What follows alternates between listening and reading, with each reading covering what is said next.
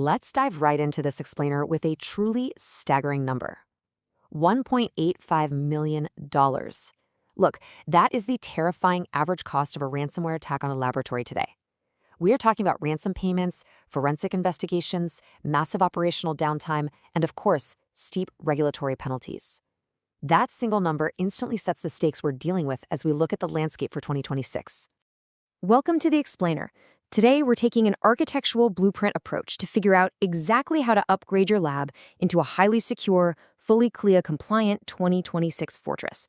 Because let's face it, laboratory compliance in 2026, it's no longer just a regulatory checkbox you tick off. It's a strategic business imperative that directly impacts your bottom line. So we're going to map out the exact steps you need to take to ensure your pathology lab isn't just surviving, but actually thriving under all these new rules.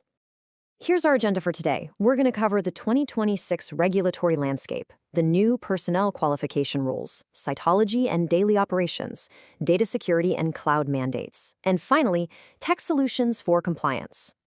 Section 1, the 2026 regulatory landscape, laying the blueprint.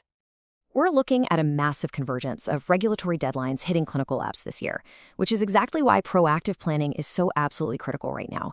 In February, the FDA Quality Management System regulation takes effect, integrating ISO 1345. Then in March, we get major changes to cytology remote review. May kicks off that huge multi-year phase-out for laboratory-developed tests. And then by December, the Biosecure Act establishes strict new supplier restrictions for federal contractors. Basically, it's a completely packed calendar. But here's what's truly incredible.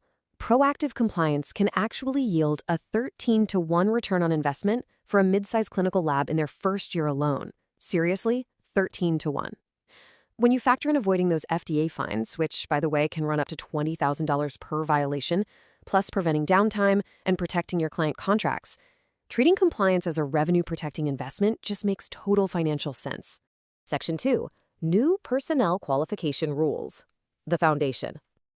This covers the very first major CLIA personnel updates implemented by CMS in over 30 years. And the big takeaway here is how much the required credentials have tightened up to ensure strict scientific expertise. Take lab directors, for instance. Just being board eligible doesn't cut it anymore. If you're an MD or DO, you now have to be fully board certified in pathology or have very specific experience alongside 20 continuing education units. On the flip side, for technical consultants overseeing moderate complexity testing, a new pathway actually opened up. It now allows folks with an associate degree and 4 years of clinical experience to perform competency assessments. We're also seeing a huge shift in general education standards. CMS has officially eliminated the general physical science degree as a blanket qualification. The new standard strictly requires a biological or chemical science degree, or alternatively, you have to follow a very specific educational algorithm of laboratory science coursework. Now, quick side note, if you were already working in these roles as of late 2024, you are grandfathered in, so you're safe there. There was actually massive industry pushback regarding nurses. Specifically, despite 19,000 public comments opposing it, CMS finalized the rule stating that BSN nurses absolutely must complete additional laboratory science training to perform high-complexity tests. It wasn't all tightening up, though. Military-trained laboratory technicians with a 50-week course finally got a permanent, non-grandfathered qualification pathway, which is great.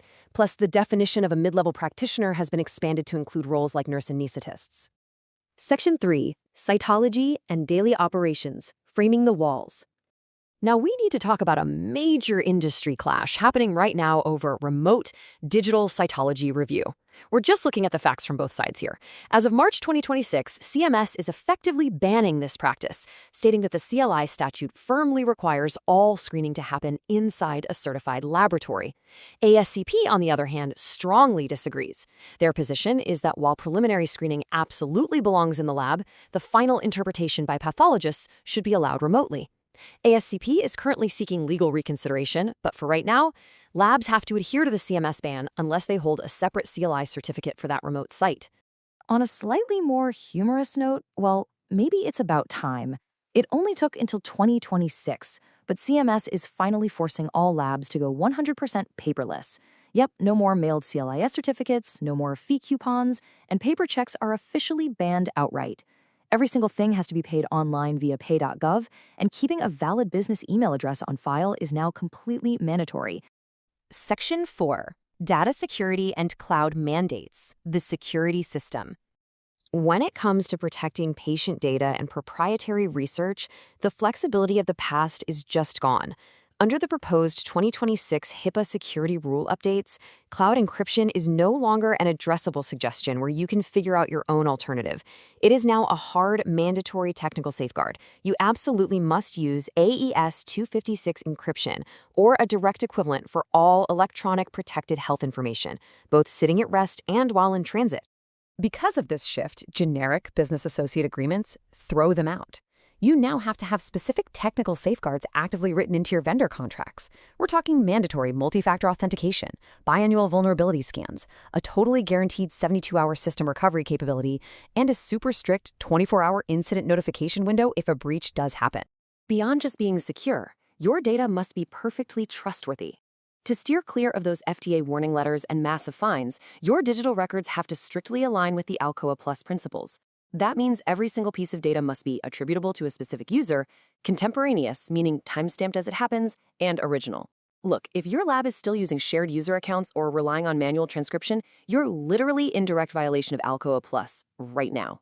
The compliance grace period is incredibly narrow, so here's your exact step-by-step roadmap. For the first 90 days, you've got to inventory all ePHI systems and figure out your cloud data flows. From day 90 to 180, you run your comprehensive risk assessments.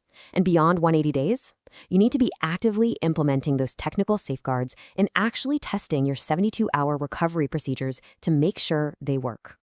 Section 5. Tech solutions for compliance, fortifying the system.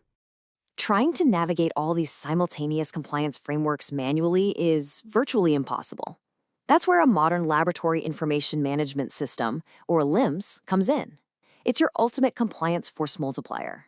A good LIMS automatically enforces those Alcoa Plus principles right in the background. Direct instrument to LIMS integration completely removes transcription errors. It gives you electronic quality control monitoring and highly granular role-based access. Bottom line, your staff gets to actually focus on testing instead of stressing out over endless documentation. And the proof really is in the data here. Putting these automated data integrity systems in place doesn't just sound nice in a meeting, it actually reduces your audit findings by 60 to 85%. When you replace that pre-audit panic and all those manual scrambles with continuous automated compliance monitoring, you are saving hundreds of hours of labor and massively reducing your lab's liability. This quote really hits the nail on the head. Laboratory compliance in 2026 is no longer just an IT expense, it's a strategic business imperative that protects revenue and mitigates risk. Treating compliance as a foundational architectural investment is the real secret to laboratory success right now. A fully compliant lab can handle way higher test volumes, land those lucrative federal contracts, and completely sidestep the devastating financial blow of ransomware attacks and FDA enforcement. So I want to leave you with this final thought to spark your own internal audit. Is your pathology lab a 2026 fortress or a relic of the past?